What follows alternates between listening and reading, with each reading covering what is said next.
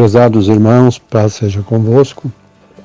Nestes capítulos que nós lemos do livro do Gênesis, falamos na leitura sobre o dilúvio nos dias de Noé. Depois Jesus Cristo fala também em Mateus que o dia da sua volta será como nos dias de Noé, que Deus destruiu todos os seres viventes, exceto Noé e a sua família. Vejam, prezados irmãos, que todo o juízo de Deus sobre a terra, ele envia pessoas para preparar o povo, para que o povo não seja pego de surpresa. Então, nos dias do dilúvio, Deus levantou Noé, um homem justo, temente a Deus. Noé fez tudo conforme Deus lhe ordenara. Deus ordenou que Noé construísse uma arca, deu todas as medidas e Noé fez tudo corretamente conforme Deus lhe havia ordenado. E já imaginou se Noé fizesse as coisas diferente, não cumprisse a ordem de Deus, fazendo diferente do que Deus havia ordenado? O apóstolo Paulo diz, no capítulo 14 da primeira carta aos Coríntios, que se a buzina der sonido incerto, ninguém se prepara para a guerra. Então nós precisamos estar preparados para, no dia do juízo de Deus, nós estarmos preparados com aquilo que há de acontecer. Nestes últimos tempos, temos visto muitos sinais se cumprindo. E um dos sinais em relação à volta de Jesus é o retorno de Israel para a Palestina. Em 1948, Israel pôde voltar para a Palestina. Então, o retorno de Israel para a Palestina é um dos sinais mais evidentes que a volta do Senhor Jesus Cristo se aproxima, está perto. E o que há de acontecer quando Jesus Cristo voltar? Por ocasião dos dias da sua volta. Muitos esperam o rapto secreto, outros esperam a vinda do anticristo, e outros esperam que a igreja seja levada para o céu e que a terra fique abandonada. Mas o que realmente a Bíblia diz que há de acontecer? No capítulo 20 do Apocalipse diz, no versículo 1, que um anjo desceu do céu e prendeu o dragão. Este é uma das coisas que há de acontecer, então, na volta do Senhor Jesus Cristo. A prisão de Satanás por 1000 anos. E Satanás será preso para não enganar as nações que estarão sobre a terra durante os 1000 anos. Na verdade, o que está previsto para os dias da volta do Senhor Jesus é a batalha do Armagedon, como está escrito no capítulo 16 do Apocalipse. Veja que diz assim: E o sexto anjo derramou a sua taça sobre o grande rio Eufrates, e as suas águas secou-se, para que se preparasse o caminho dos reis do Oriente. E da boca do dragão, e da boca da besta, e da boca do falso profeta, vi sair 3 espíritos imundos, semelhante a rãs, porque são espíritos de demônios que fazem prodígios, os quais vão ao encontro dos reis de todo o mundo, para os congregar para a batalha naquele grande dia do Deus Todo-Poderoso. Eis que venho como ladrão. Bem-aventurado aquele que vigia e guarda os seus vestidos, para que não ande nu e não se vejam as suas vergonhas. E os congregaram no lugar que em hebreu se chama Armagedon. Aqui está dizendo, neste texto que nós acabamos de ler, em Apocalipse, no capítulo 16, do versículo 12 ao 17, então ali fala do desfecho da história da humanidade e da volta do Senhor Jesus Cristo, consequentemente. Veja que está prevista para este tempo a batalha do Armagedon. E no versículo seguinte diz assim: regozijemo-nos e alegremo-nos e demos-lhe glória, porque vindas são as bodas do Cordeiro, e já a sua esposa se aprontou.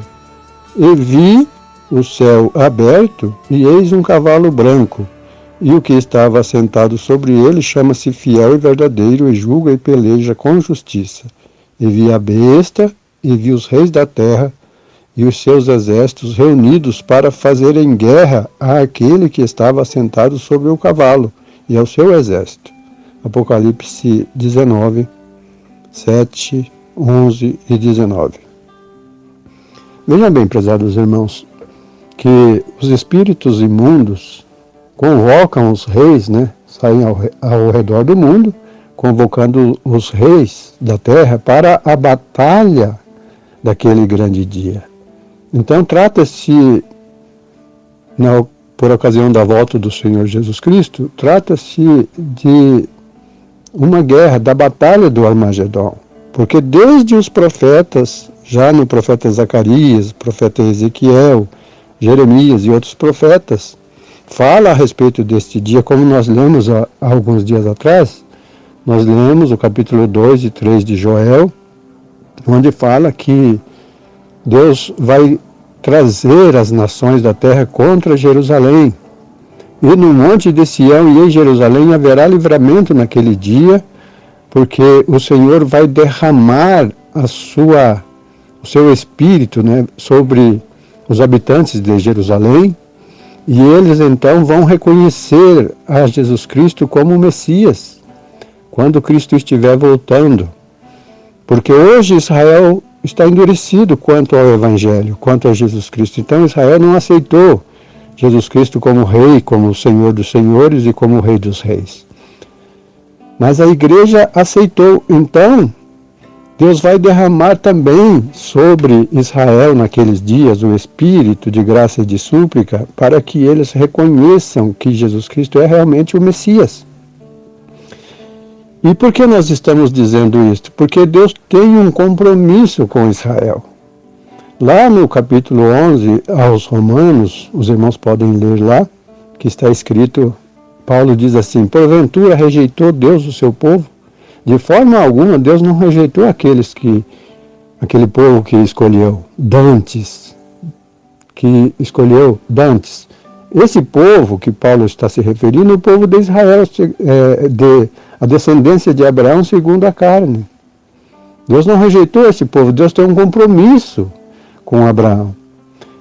E então depois o apóstolo diz: e por fim todo Israel será salvo, porque de Sião virá o libertador e desviará de Jacó as imperfeições. Isto vai se cumprir, como está escrito no capítulo 2 de Joel. Diz assim, que naqueles dias Jerusalém habitará segura, e todos os do seu povo serão justos. Quando que todos os habitantes de Jerusalém foram justos, todos justos? Tem um versículo que diz que o imundo não passará mais por ela. Então, hoje, Jerusalém está sendo pisada pelas nações. Jesus Cristo disse que Jerusalém seria pisada pelos gentios, até que o tempo dos gentios se complete. E quando se completar o tempo dos gentios, então, aí fechar-se-á a porta da graça, já não é mais pela graça, porque hoje é pela graça. Hoje o Senhor chama todos quantos quiserem ouvir. Hoje nós temos a oportunidade. Mas aquele dia vai ser somente aqueles que estiverem em Jerusalém, porque lá em Jerusalém haverá livramento. Diz, em Jerusalém haverá livramento, e todo aquele que invocar o nome do Senhor naquele dia será salvo. Jerusalém habitará segura. Hoje é o dia da igreja, a oportunidade para a igreja é hoje. Hoje é o dia em que nós devemos invocar o nome do Senhor Jesus Cristo, no nosso batismo, na nossa vida, na nossa trajetória na igreja. O dia de se invocar ao Senhor, invocar o seu santo nome. No capítulo 2, 38 de Atos, logo após a descida do Espírito Santo, quando Pedro explicou a respeito do que significa o Espírito Santo na vida das pessoas, aquelas pessoas que estavam ali perguntaram, né, quando elas compreenderam a pregação de Pedro, então elas perguntaram e disseram: o que faremos, varões e irmãos? Aí Pedro determinou-lhes, dizendo: arrependei-vos e cada um de vós seja batizado em nome do Senhor Jesus Cristo, e recebereis o perdão dos vossos pecados. No dia que Paulo também foi interceptado por Jesus Cristo no caminho de Damasco, Jesus lhe apareceu e Paulo era um perseguidor da igreja. Paulo estava indo para Damasco, então Jesus Cristo lhe apareceu numa visão e ele caiu por terra, e depois o Senhor Jesus Cristo enviou Ananias para batizar Saulo. Então Ananias chegou lá e, conversando com Saulo, disse, e ele disse: o Deus de nossos pais de antemão te designou para que conheças a sua vontade e vejas aquele justo e ouça a voz da sua boca, porque has de ser a sua testemunha para com todos os homens do que tens visto e ouvido. E agora, por que te detens? Levanta-te e batiza-te, e lava os teus pecados, invocando o nome do Senhor. Olha aqui, prezados irmãos. O nome do Senhor é para a remissão de pecados. Então, invocar o nome do Senhor hoje significa entregar-lhe a vida, assim como Paulo o fez. Veja que quando Jesus Cristo escolheu os 12, antes de sua partida para o céu, ele lhes disse: e sereis as minhas testemunhas, recebereis a virtude do Espírito que há de vir sobre vós, e ser-me-eis testemunhas, tanto em Jerusalém, como em toda a Judéia e Samaria e até os confins da terra. Lembra do que foi dito aqui no começo do áudio? Que Deus enviou Noé para ser testemunha para aquele povo pré-diluviano. Deus enviou Jonas para ser testemunha para os ninivitas. Deus enviou Ló para ser testemunha para o povo de Sodoma e Gomorra. E hoje, qual é o testemunho? Qual o testemunho que Deus deixou para o mundo de hoje? Hoje também Deus deixou o seu testemunho, como disse aos apóstolos: sereis as minhas testemunhas, tanto em toda a Judéia, Samaria e até os confins da terra. E em Lucas, aliás em Marcos, está escrito: mas olhai por vós mesmos, porque vos entregarão aos concílios, e nas sinagogas sereis açoitados e sereis apresentados ante presidentes e reis, por amor de mim, para lhes servir de testemunho.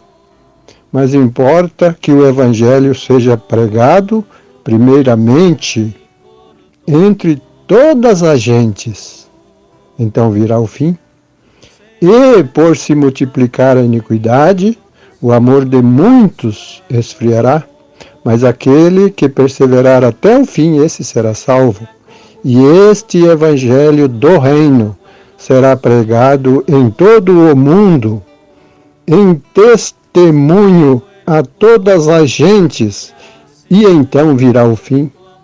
Olha aí, prezados irmãos, aqui está o testemunho para os dias de hoje. O fim só vem porque o Evangelho do Reino é pregado. Hoje o mundo inteiro tem a palavra de Deus em suas mãos.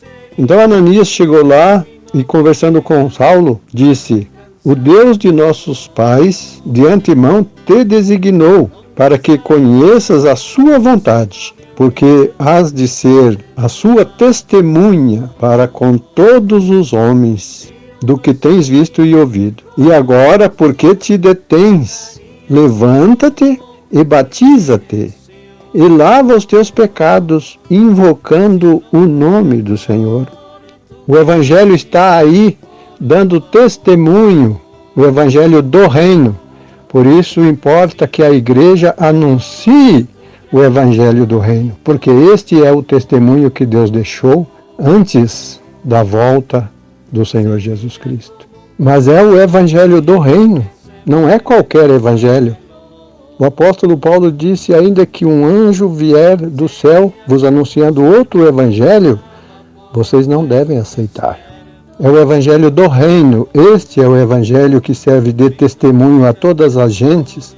Não é o evangelho da prosperidade, não é o evangelho do lucro fácil, do enriquecimento de pastores, não é o evangelho de um galardão lá no céu, é o evangelho do reino de Deus. Não é o evangelho de um terreno no céu, é o evangelho do anjo Gabriel, que disse a respeito de Jesus Cristo: este será grande e será chamado Filho do Altíssimo, e Deus lhe dará o trono de Davi e reinará eternamente sobre a casa de Jacó, e o seu reino não terá fim. Este é o evangelho do reino do Messias prometido.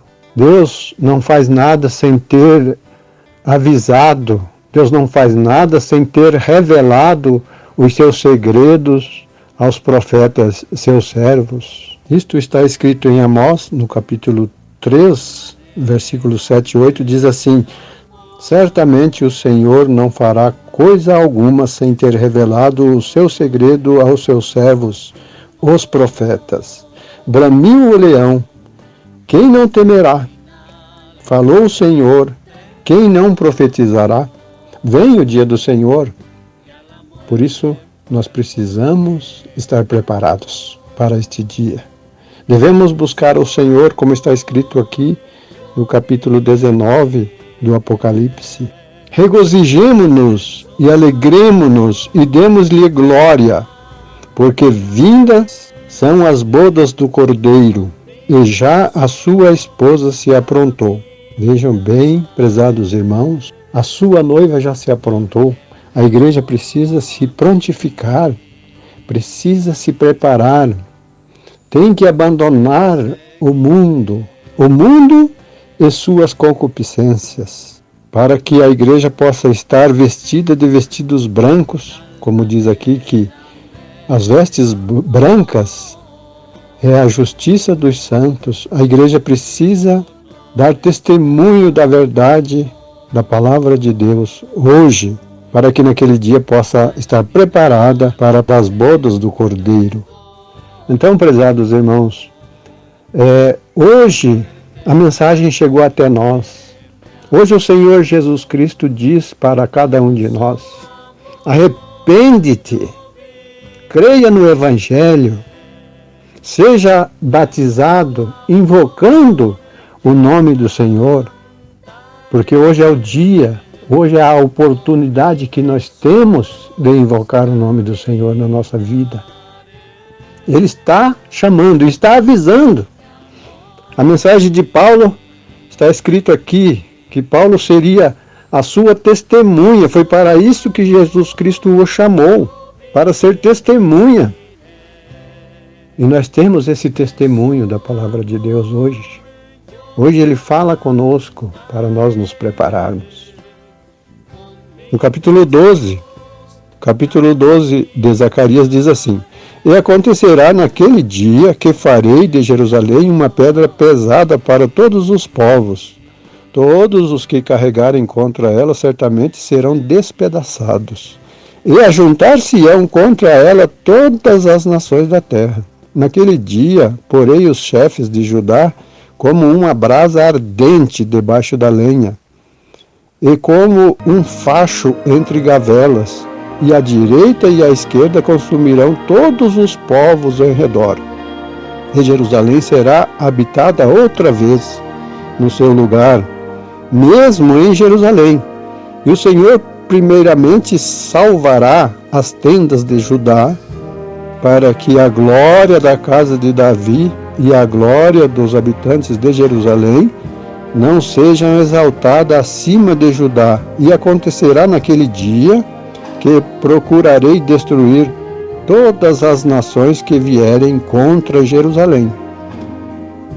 E sobre a casa de Davi e sobre os habitantes de Jerusalém, derramarei o espírito de graça e de súplica, e olharão para aquele a quem traspassaram, e o prantearão, como quem pranteia por um primogênito, e chorarão amargamente por ele, como se chora amargamente pelo filho primogênito. Zacarias 12, 3, 6, 7, 9 e 10. Então aqui está, prezados irmãos, esta leitura, o que nós lemos lá em Apocalipse, no capítulo 19, dizendo assim que os exércitos da terra estavam reunidos para fazerem guerra àquele que se assenta sobre o cavalo. O desfecho da história da humanidade em que estas coisas de Deus hão de acontecer. Então, a palavra de Deus nos orienta a buscar o Senhor enquanto há tempo. Que a paz seja convosco.